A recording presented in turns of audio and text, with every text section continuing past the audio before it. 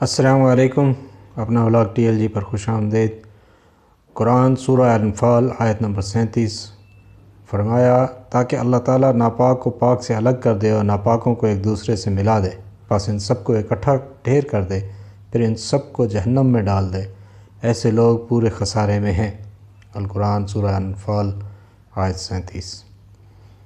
حدیث میں ضمن میں آیا کہ رسول اللہ صلی اللہ علیہ وآلہ وسلم نے فرمایا مجھے اللہ کی طرف سے حکم دیا گیا ہے کہ لوگوں سے جنگ کروں اس وقت تک کہ وہ اس بات کا اقرار کر لیں کہ اللہ کے سوا کوئی معبود نہیں، اور یہ کہ محمد صلی اللہ علیہ وآلہ وسلم اللہ کے سچے رسول ہیں، اور نماز ادا کرنے لگیں اور زکوٰۃ دیں۔ جس وقت وہ یہ کرنے لگیں گے تو مجھ سے اپنے جان و مال کو محفوظ کر لیں گے سوائے اسلام کے حق کے، رہا ان کے دل کا حال تو ان کا حساب اللہ کے ذمہ ہے۔ صحیح بخاری کتاب ایمان کے بیان میں۔ ابھی وقت ہے، سانسیں چل رہی ہیں، توبہ سنی جا رہی ہے، نیک اعمال ہو سکتے ہیں، گناہ چھوڑے جا سکتے ہیں اس سے پہلے کہ زندگی ختم ہو جائے، اعمال نامے اور توبہ کے دروازے بند ہو جائیں۔